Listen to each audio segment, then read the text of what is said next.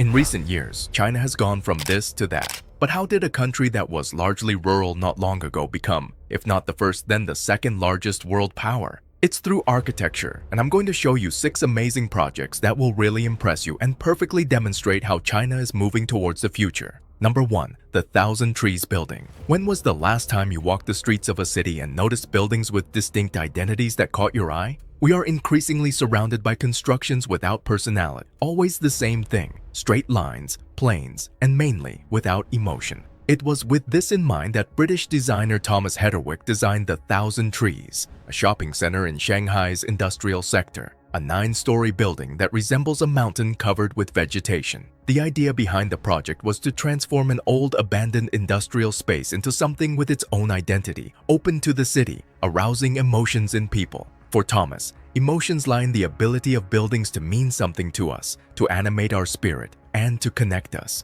Buildings affect us and have an impact on our lives. We live in them, around them, and look at them, and most of the time, they just cause us indifference. Standard architecture was not an option there. The team sought ways to make the landscape flow through the terrain, creating a new urban topography where elevated trees form the volume of the building. The terrace mountain is supported by a set of pillars. An interesting strategy of this project was not to hide the pillars in the walls. In fact, they were valued, placing the trees on top of them. It was a logical structural decision due to weight. When we look at buildings with green roofs, the main challenge is always to support the great weight generated. Each pillar has a tree from the mountainous region of China, bringing a significant gain for local biodiversity, helping to create its own microclimate and making the environment much cooler. There is a tendency to think that vegetation is only for environmental reasons to reduce greenhouse gas emissions. But the big reason for this project is the emotional involvement to humanize and minimize the visual impact of the city, bringing a unique identity to the Changzhou Culture Plaza. The project in China really seems to be playing with the future with its architecture, creating scenarios that seem to have come out of movies. The Changzhou Cultural Square for sure is one of these architectures. Built around a public park, the square is born from the combination of 3 buildings. The complex that forms the square is composed of 6 identical and independent modules. These modules are divided between a museum, library, hotel, restaurants, offices, and commercial spaces. Visually, the 50-meter-high buildings look like excavated cubes. On the same side, by rotating the modules between them, a covered space arises between them, forming the square that is used for exhibitions and various public activities. A small mirror of water crosses the place, connecting each pavilion. The openings between the modules were planned so that the light entered perfectly throughout the square, illuminating the shops and restaurants, reaching the watercourse that is there in the basement. The scale of this project is something impressive. Look at the size of people in relation to it. Its size is quite imposing. But let's go back to China. Changzhou is a city with more than 2,500 years and is becoming a new industrial and technological center of the country. The city is surrounded by several rivers and bridges, and this complex arises from this relationship of the city with water. Its bridge-inspired form symbolizes a bond between tradition and innovation. Today, China has the most modern buildings in the world and is the country with the largest number of sustainable buildings on the planet. But how did a country that until the 50s was totally rural become one of the most technological and modern countries in the world? China probably experienced one of the fastest modernizations and technological advances in history. It went from a rural country with a completely closed economy to become the most populous in the world and the second largest economy on the planet. Economic growth was accompanied by the modernization of its city. Just to give you an idea of the speed of this advance,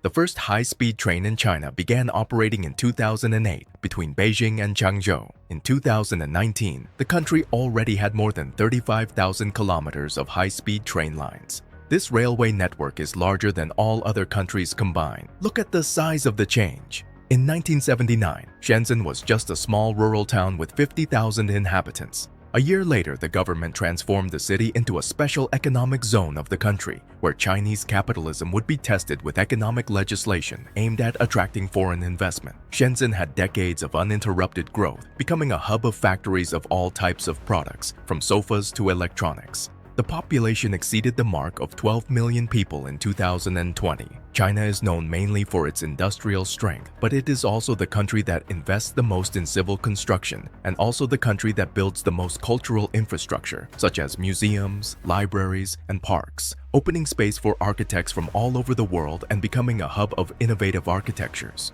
This we can see perfectly in one of the projects that I find most incredible on this list, the Tianjin Binhai Library. The Tianjin Binhai Library plays with shapes in such an impressive way that the bookshelves go up to the ceiling. The Dutch architecture firm MVRDV created one of the most incredible libraries of the last decade. The wavy shelves are the main spatial element of the building, forming the seats and stairs that flow to the walls, which, in turn, perfectly transform into the ceiling. The straight and rigid lines between floor, wall, and ceiling disappear. The library has space for 1,200,000 books and gives the idea of an informal space that strongly contrasts with the models of more traditional libraries. People are scattered throughout the area, doing their own exploration of the space and sitting wherever they want. Freedom in the use of space is the main thing there. Designed to look like an eye in 3 dimensions, which is only perceived from the outside looking through the glass facade, the 5-story space is framed by the bookshelves from floor to ceiling, staggered at different levels, forming an ocular orbit, while the spherical auditorium represents the pupil in the center. Just transcribe the text to English. Without changing anything, keep the same meaning of the original text. Choose the most interesting words well. I don't want a formal language. I want a language that is commonly spoken. I don't know if you noticed, but there is an issue in this library. Currently, the upper shelves are inaccessible due to the local regulation being very strict and the tight deadline of the work. The stairs and planned access rooms were abandoned during construction. Printed aluminum plates were used to represent the books on the top shelf, and cleaning is done through scaffolding. The interior of the library looks quite like a cave, which reminds us of our next project that was built in one of the most unusual places I've ever seen, the Shanghai Wonderland. In an abandoned quarry 88 meters deep, the Intercontinental Shanghai Wonderland is considered the deepest hotel in the world. It took 12 years to build and cost $300 million.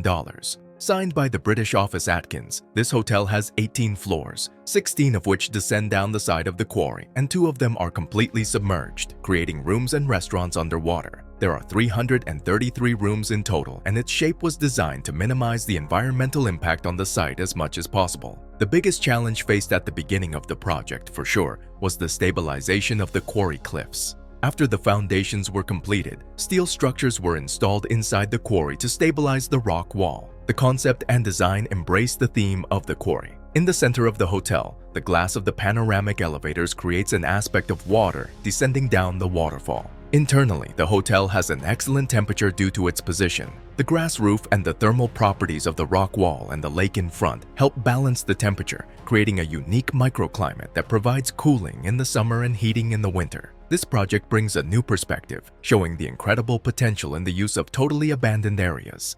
And you, would you like to spend your holidays in this place? For sure, China is one of the countries that I want to visit. I believe that exposure to different cultures is a fundamental part to change some paradigms, and a great starting point to get to know a city are the cultural centers. In Chengdu, also known as the City of Giant Pandas, the International Culture and Art Center draws a lot of attention for its futuristic and innovative design, with curved shapes and fluid lines that break traditional standards. For sure, the modern aesthetics of this architecture are striking features of this project. The Cultural Center is divided into 3 buildings. The Museum of Modern Art, a theater with 1,800 seats and a multifunctional hall with capacity for up to 500 people. Its organic architectural language unites the 3 buildings through the voids created, defining the path of pedestrians who walk through the place. Designed by the architecture firm Zaha Hadid, the curves of this building are really impressive and print a personality that is hard to ignore. A spatial and futuristic architecture that reveals a little where China is heading, totaling an area of 115,000 square meters.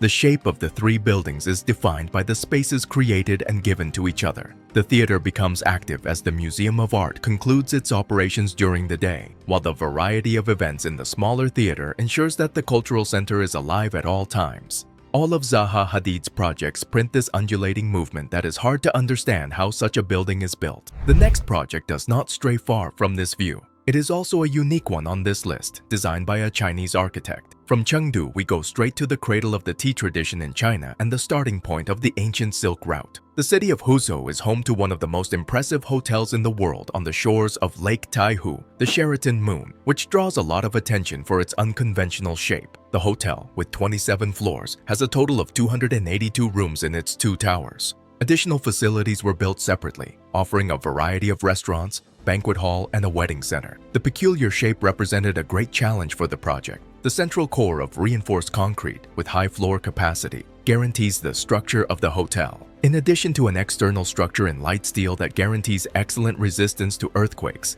this external structural mesh is what connects the top floors of the two building bases. The architect Ma Yansong, responsible for the project, has a totally futuristic approach in his works, linking the issue of the relationship between nature and modern civilization. For him, it is not about copying nature, but understanding human emotions, translating into good project solutions. The shape was inspired by the traditional bridges depicted in ancient Chinese paintings. Throughout the history of China, people have always sought a harmonious relationship with nature, becoming an important part of the country's traditional culture. The city of Huzhou is famous for its traditional paintings and the incredible views of the sea and the arched mountain, which is one of the key elements of traditional Chinese architecture. The most technological country in the world today reflects all its strength in its ultra-modern architecture, opening the doors to the main architects from all over the world. But when we talk about mega structures, we go straight to Saudi Arabia, because there is the mega project of NEOM. But that is a subject for this video here. Thank you very much for your attention and see you in the next video.